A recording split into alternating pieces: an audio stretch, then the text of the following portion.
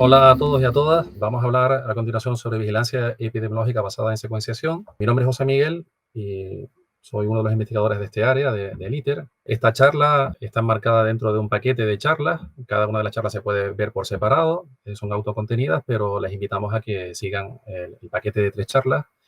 Esta en concreto sería la segunda de ese paquete.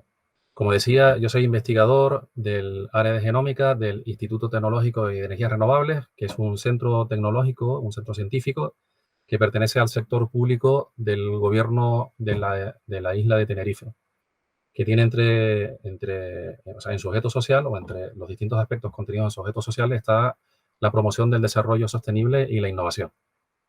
Bien, arrancamos esta charla mostrando una información que posiblemente pase desapercibida para una gran parte de la sociedad. Está basada en un informe de los Institutos de la Salud de Norteamérica.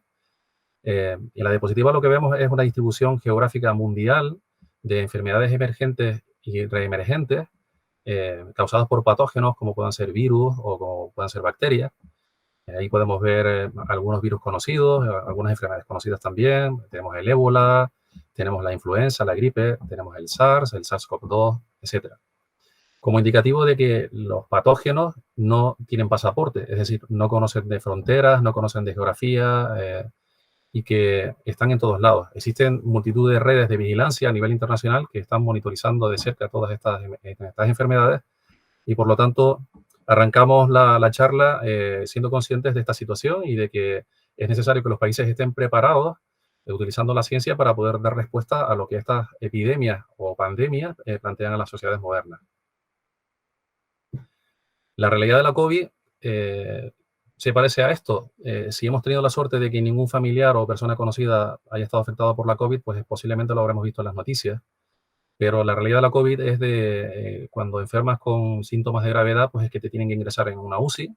Las UCI son departamentos de los hospitales de tercer nivel en los que los equipos multidisciplinares velan por salvar la vida de los pacientes. El único objetivo es que las personas sobrevivan. Y cuando la incidencia, en este caso del coronavirus, es muy alta, lo que nos encontramos es una situación más parecida a esta.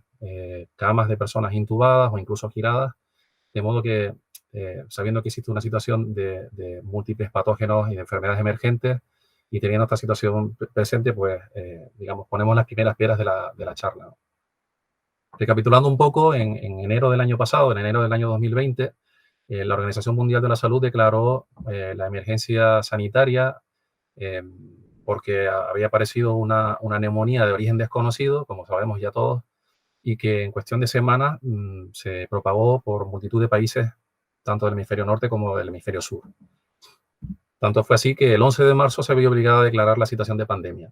Y para personas jóvenes como nosotros, incluso para los mayores, es difícil recordar una situación de pandemia que afecte de manera global al conjunto de los países del planeta. En el caso de las Islas Canarias, el 31 de enero se detectó el primer caso de coronavirus en todo el territorio nacional, un caso importado de un turista que procedía de Alemania. Y en el 25 de febrero tuvimos también el primer caso de aislamiento masivo, de confinamiento masivo en un hotel con más de 1.000 personas, también por un caso importado de coronavirus procedente de Italia. Así que ningún territorio del planeta queda a salvo debido a la globalización. Y como una imagen vale más que 1.000 palabras, tal y como explicó mi compañera en la primera de las sesiones de hoy, esta foto corresponde a un artículo publicado en The Lancet en enero del 2020, en el que se muestra la primera imagen o una de las primeras imágenes de microscopía electrónica del coronavirus. En la parte izquierda de la diapositiva lo que vemos son dos partículas pseudoesféricas, son dos viriones, son dos partículas de virus. Es difícil de apreciar, pero proyectándose hacia el exterior de esas pseudoesferas, lo que se ven son las espículas, que son la llave que utiliza el virus para infectarnos a los humanos. En la parte derecha lo que tenemos es una visión, digamos, con menor zoom. En la parte inferior izquierda, con unas flechas, hay dos células llenas de unas bolitas. Esas son viriones que están terminando de ensamblarse para terminar de salir al medio extracelular. En la parte superior derecha, con unas flechas de color negro más grandes, lo que apreciamos son viriones que están en el medio extracelular buscando nuevas células para poder continuar su ciclo de replicación. Así que ante este panorama de epidemia globalizada, es decir, de pandemia, nos hemos tenido que enfrentar a una situación que la ciencia no había enfrentado nunca. Y al mismo tiempo la sociedad ha tenido que enfrentarse pues, con las herramientas que tiene. Nosotros no queremos opinar, no somos opinólogos, no somos tertulianos, no somos charlatanes ni pseudocientíficos, somos científicos y por lo tanto lo abordamos desde la ciencia. Aquí en la diapositiva les muestro uno de los recursos que nosotros utilizamos, que está disponible en Internet. Y en esta página web o en este repositorio encontramos millones de secuencias del virus, anotaciones de las proteínas, fármacos que se están utilizando, todo a disposición del público y en abierto. De tal manera que cualquier persona simplemente puede buscarlo y hacer clic para estar informado. Como comentábamos en la sesión anterior, la secuencia del virus, en este caso del coronavirus, está formada por unas letras que constituyen su alfabeto. Son nucleótidos que cuando se combinan en tripletes forman los codones que se utilizan para codificar las proteínas, los aminoácidos que forman las proteínas. Nosotros, los científicos, en este caso particular los bioinformáticos, vemos la secuencia del virus de esta manera. La vemos como una secuencia de letras, donde cada una de las letras representa un nucleótido, y a esta secuencia, y en este formato que es inteligible para las personas, para los humanos, la llamamos formato FASTA. Y contiene el libro de instrucciones que necesita el virus para replicarse y construir todas las proteínas estructurales que le van a dar forma y las proteínas no estructurales para hacer uso de la maquinaria celular para continuar el ciclo de replicación. La pandemia en cifras asusta. Yo creo que esto es innegable. En la diapositiva les muestro una captura de pantalla de este portal de la Universidad Johns Hopkins que realicé anoche, de madrugada, y las cifras asustan porque estamos ya llegando a los 5 millones de fallecidos, que se sepa, más de 230 millones de personas contagiadas, que se sepa. Este portal es muy útil porque consolida la información o agrega la información procedente de múltiples fuentes oficiales de administraciones competentes en materia sanitaria de múltiples países, de tal manera que a golpes de clic es muy fácil obtener información de países, de continentes, etc. A continuación les muestro el equivalente a ese repositorio público de datos, en este caso sería el del Gobierno de Canarias, que lo encontramos en la página web de la Consejería de Salud. Ahí debajo, en la parte inferior de la diapositiva, les muestro la URL por si alguien quiere consultarla. Los datos corresponden a una consulta realizada anoche también. En el caso de Canarias, que es un territorio habitado por un poco más de 2 millones de personas y visitado por más de 17 millones de personas en el año 2019, pues podemos decir que la incidencia no ha sido tan alta, pero aún así los números también asustan. Estamos llegando a los 1.000 fallecidos, con más de 94.000 personas que han sido diagnosticadas como positivos por coronavirus. En este contexto que he explicado, ¿cómo podemos medir la temperatura? ¿Cómo podemos saber cómo se está desarrollando la situación? Pues para eso está la vigilancia epidemiológica. Y cuando tenemos el virus con sus instrucciones, pues nos planteamos estas preguntas. ¿El genoma del virus es siempre el mismo? ¿Qué significa que hay variantes del virus? ¿Es lo mismo cepa que variante? ¿De qué me sirve saber qué variante del virus está circulando entre nosotros? Y no basta con saber simplemente que una persona es positiva para SARS. Como habíamos explicado en la charla de la sesión anterior, el genoma del virus, el genoma vírico, cambia permanentemente. Nosotros decimos que muta. Algunas de las posiciones, algunos de los nucleótidos del genoma del virus cambian en ese ciclo de replicación. Cuando esos cambios son silentes, como explicamos anteriormente, se producen mutaciones neutrales, de tal manera que el virus sigue siendo funcional. En ocasiones esas mutaciones le producen cambios que son drásticos, que son deleterios, que son malos para el virus. Y en ocasiones se producen mutaciones que le confieren ciertas ventajas. En este caso decimos que son mutaciones adaptativas.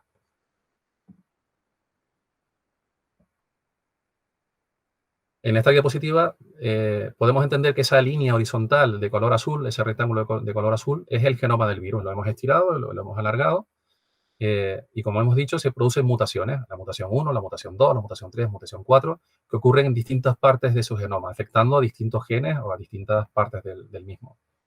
Y las mutaciones pueden ser de cambios de letras distintas, una adenina por una citosina por una guanina, etc. A ese conjunto de mutaciones que se producen en el genoma de un virus, esa constelación de mutaciones define lo que nosotros denominamos una variante. O sea, una variante es un conjunto de mutaciones que caracterizan a un genoma vírico, en este caso. Esta diapositiva muestra información procedente también de un repositorio público, en este caso es NextStrain, que se puede consultar fácilmente. Es una captura realizada también el día de ayer. En la parte superior, en colores, lo que vemos es el genoma del virus, puesto en distintos colores, sus distintas partes, sus distintos genes. Y en la parte inmediatamente superior, lo que vemos es una serie llena de líneas verticales negras y grises, que lo que representan es la diversidad nucleotídica. Es decir, es las posiciones del virus que han cambiado desde que se monitoriza esta información. Como vemos, todo el genoma del virus ha sufrido modificaciones, pero como decíamos antes, algunos más que otros. Si hacemos una ampliación, un zoom solamente de la región del gen S, que es el que codifica para la proteína espicular, es decir, el fragmento del genoma que contiene las instrucciones para fabricar las proteínas que el virus necesita para penetrar las células humanas. Si hacemos ese zoom, lo vemos en la parte inferior de la diapositiva. Y lo que vemos efectivamente es que hay un patrón de mutación, pero que no es uniforme a lo largo de toda esa extensión. En la práctica, si hacemos una representación tridimensional un poco más artística, lo que nos vamos a encontrar, si por ejemplo nos fijamos solamente en las mutaciones que ocurren en el gen S, en esa parte específica del genoma del virus, lo que nos vamos a encontrar es un virus que produce al final, produce unas proteínas espiculares que emergen de la membrana viral, que emergen hacia el medio extracelular, y que en función de los cambios que hayan ocurrido en su genoma, pues pueden producir cambios topológicos, es decir, cambios de la forma de la proteína o cambios funcionales. Algunos cambios topológicos lo que permiten es que el virus se una de manera más afín o con mayor afinidad al receptor en la membrana de las células humanas. De tal manera que los enlaces químicos que se forman son mucho más potentes, son mucho más fuertes y por lo tanto el virus se agarra con mucha más facilidad. La consecuencia, como veremos después, es que es posible que aumente la contagiosidad. En ocasiones las mutaciones ocurren no tanto en la parte superior de las espículas, sino en los laterales, y también ocurren cambios topológicos y cambios funcionales, que por ejemplo le pueden conferir al virus la capacidad para evadir las defensas de nuestro sistema inmune. En la parte superior de la diapositiva tenemos distintas variantes. Concretamente hemos señalado 4, alfa, beta, gamma y delta, que son las 4 variantes de preocupación, o VOX, por sus siglas en inglés, que también tienen una denominación un poco más compleja para seguir, que es la B117, B1351, etc. Cada una de estas variantes tiene o contiene un conjunto de mutaciones, tiene una constelación de mutaciones características y por eso, en función de dónde ocurren las mutaciones, ocurren cambios en la topología o en la función. Estas mutaciones de los virus que generan variantes pueden tener efectos diversos, como ya adelantaba en la diapositiva anterior. Por un lado, pueden aumentar la contagiosidad, por otro lado, pueden aumentar la gravedad de la enfermedad, porque, por ejemplo, confieren al virus la capacidad de evadir las defensas de nuestro sistema inmune y eso puede tener una consecuencia en un aumento de la letalidad. Una de las herramientas que utilizamos para estudiar las variantes es lo que nosotros denominamos filogenia. Entonces lo vamos a explicar de manera muy sencilla con esta diapositiva. Imaginemos que tenemos a 6 personas, a 6 compañeros de trabajo que se llaman Antonio, David, Víctor, Adrián, Luis y Ana. Y cada uno de ellos ha sido contagiado por el virus, por el coronavirus. El virus 1, virus 2, virus 3, 4, 5 y 6. Cuando los secuenciamos nos damos cuenta de que los virus 1, 2 y 3, es decir, los que han contagiado a Antonio, David y Víctor, se parecen bastante entre ellos, por eso los hemos pintado con el mismo color. Mientras que los virus que han contagiado a Adrián, Luis y Ana siendo coronavirus, parece que son otra variante del virus. Podríamos decir que los 3 primeros son una variante alfa y los tres siguientes son una variante delta. De la misma manera que podemos construir un pedigrí en las familias, donde ponemos los padres y los descendientes, los hijos, los abuelos, etcétera, pues construimos estos árboles filogenéticos que nos permiten agrupar las secuencias, comparándolas entre ellas, formando clústeres o clústeres filogenéticos. Esta herramienta nos permite, además, cuando somos capaces de comparar y encontrar las similitudes o diferencias entre los distintos genomas víricos de distintos pacientes, nos permiten seguir un determinado evento epidemiológico. Por ejemplo, si se produce un brote en un hospital, imaginemos un brote en un hospital donde aparece una primera persona enferma y se va produciendo un contagio habitación por habitación, o en un hotel donde se produce un contagio planta por planta, o en un colegio donde se produce un contagio en un aula y después ocurre un contagio que se transmite a las actividades extraescolares que ocurren por la tarde. Es decir, que los árboles filogenéticos basados en la secuencia del virus nos permiten hacer un seguimiento, hacer vigilancia. Este diagrama también obtenido del portal de NextStrain refleja la situación global de las variantes circulantes del coronavirus en el día de ayer. Y para ello lo que se muestra es el genoma de aproximadamente unas 4.000 personas. Cada uno de los puntitos de colores que se ven en este diagrama, en este árbol filogenético mucho más amplio, mucho más complejo, cada uno de los puntitos representa un individuo o representa una secuencia. En la parte izquierda del diagrama, lo que encontramos son los primeros días de diciembre o de enero del año de diciembre del 2019 o enero del 2020. En la parte derecha nos encontramos septiembre, o sea, la fecha actual, ¿no? De hecho, el 23 de septiembre. Y como vemos, existen distintas ramas coloreadas y vemos algunas ramas donde hay mayor o menor densidad. En la parte derecha de la diapositiva lo que vemos es el borde emergente, es decir, vemos cómo es la situación actual a nivel global. Y lo que podemos observar es que la mayor parte de las variantes se agrupan en la parte de arriba, es decir, las muestras, los genomas víricos que tienen más parecido entre ellos son variantes que corresponden a la variante Delta. En este mismo portal web que está abierto, cualquiera lo puede consultar, existe un diagrama que nos permite saber cuál es la frecuencia de las distintas variantes que se observan en las distintas regiones. Y lo mostramos con colores, ¿no? Si nos fijamos en la primera de las barras de color rojo, pues nos encontramos una situación entre abril y mayo de este año, del año 2021, donde prácticamente el 40 al 50% de las variantes circulantes a nivel global eran alfa y el resto, el otro 50-60% eran otras variantes.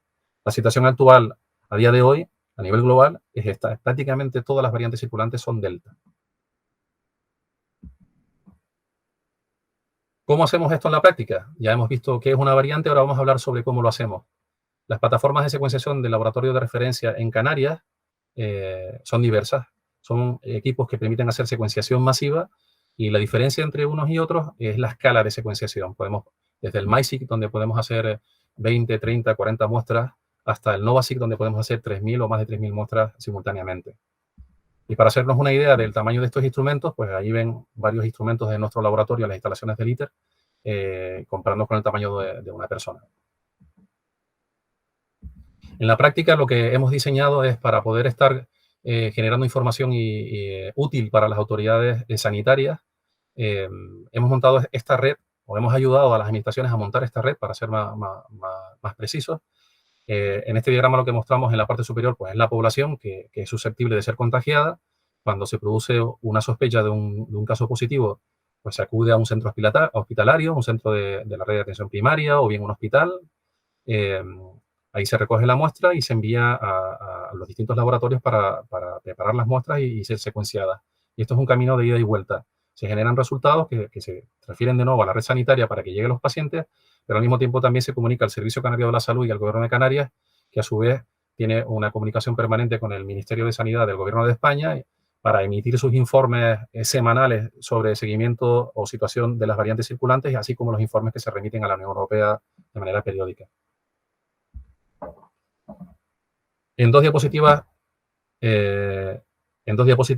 o mejor dicho, con dos gráficas, básicamente lo que hacemos es, una vez obtenemos la secuencia, que es lo que tenemos a la izquierda de la diapositiva, realizamos el análisis utilizando distintos procedimientos bioinformáticos, generamos los resultados y se transfieren a la red para que las autoridades sanitarias actúen en consecuencia. Si vamos a los datos de Canarias, en Canarias hemos detectado todas las variantes prácticamente que se veían en el diagrama anterior, las dominantes, digamos, las variantes de preocupación, las variantes de interés, todas las variantes, como por ejemplo se hace eco de este artículo de un periódico regional, el Canarias 7, que informa de que en Canarias se ha detectado todo tipo de variantes, incluyendo la nigeriana o la egipcia. De hecho, nuestro grupo, que es un grupo multidisciplinar, fue capaz de detectar la entrada de la variante alfa, que era la dominante en el Reino Unido hacia finales del año 2020. Fuimos capaces de detectar la entrada en nuestra isla. Si recuerdan, en diciembre del 2020, la isla de Tenerife sufrió un confinamiento severo, hasta conseguir reducir la incidencia que se ve reflejada aquí en la gráfica, la serie temporal de color azul. Pero eso no fue óbice para que la variante alfa comenzara a dispersarse entre los ciudadanos canarios, como podemos ver con la línea roja, en este caso detectado mediante pérdidas de algunas señales en las PCR, o en este trabajo que publicó nuestro equipo, demostrando que prácticamente las variantes que comenzaban a circular eran variante alfa. Mostrando más datos de Canarias, estos son datos correspondientes al mes de mayo-junio, aproximadamente unas 400 muestras de pacientes positivos por coronavirus. Como ven, en aquella época, mayo-junio, la mayor parte de las variantes analizadas en estos pacientes eran variante alfa. Y la situación contrasta con la situación, actual, que es exactamente igual a la que veíamos a nivel global. Esto sería la situación de variantes a nivel regional, si quieren, también para el mismo número de individuos, para en torno a 400 individuos, y estos son datos muy recientes, de prácticamente hace 2 semanas, y vemos que prácticamente todo es variante Delta. Para ir concluyendo, ¿por qué debemos vigilar las variantes usando secuenciación? ¿Por qué es necesario? ¿Por qué no basta con hacer PCR?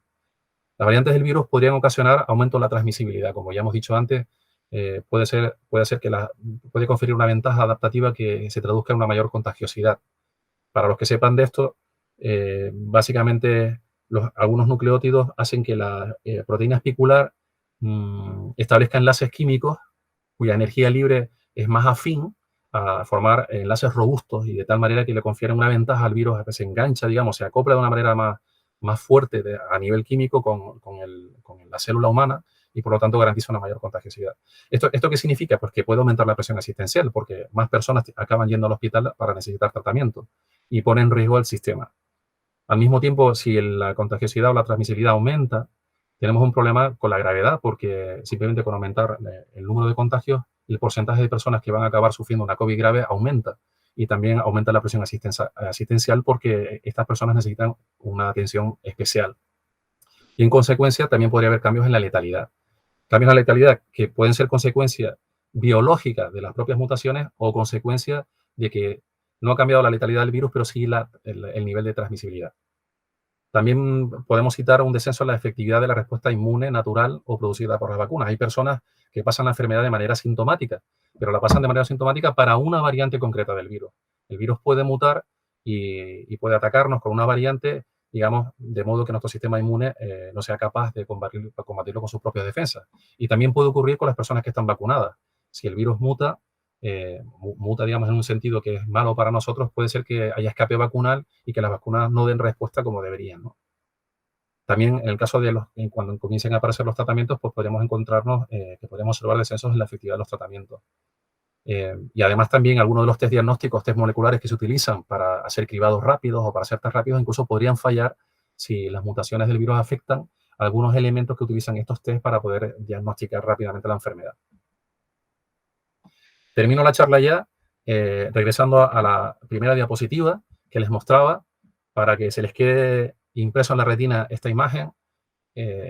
La globalización, el cambio climático, tiene un impacto severo sobre la emergencia o reemergencia de enfermedades a las que posiblemente no estemos acostumbrados, pero que están ocurriendo todo el tiempo en el mundo, y por lo tanto tenemos que estar preparados. O sea, todo lo que hemos aprendido tiene digamos que sedimentarse, tiene que permitir construir una infraestructura basada en la ciencia que nos permita estar más preparados para la próxima pandemia. En conclusiones, decimos, por tanto, que ha habido otras epidemias recientes, que el virus SARS-CoV-2 existe y conocemos su secuencia, que el virus SARS-CoV-2 ocasiona la COVID-19, que el virus cambia continuamente y que algunas de estas mutaciones son adaptativas y generan lo que nosotros denominamos variantes, algunas de las cuales las llamamos variantes de preocupación. Y si queremos estar preparados para el futuro, debemos empezar a prepararnos ahora. Y finalizo igual que terminamos en la sesión anterior. Por favor, no relajen las medidas, el virus no se ha ido, la pandemia no ha finalizado. Y con la última diapositiva, pues la dedicamos a dar las gracias públicamente a las instituciones que están detrás de todos estos trabajos que se hacen desde Canarias, tanto el Servicio Canario de la Salud a través del Servicio de Microbiología del Hospital Universitario Nuestra Señora de Candelaria, y la unidad de investigación que está vinculada a la Fundación Canaria de Investigación Sanitaria de Canarias, por supuesto a la División de Genómica del Instituto y el Cabildo de Tenerife, la Universidad de La Laguna, el Gobierno de Canarias a través de su Consejería de Educación y Universidades, y distintos programas territoriales que nos permiten obtener financiación para desarrollar toda esta actividad. Muchas gracias por su atención.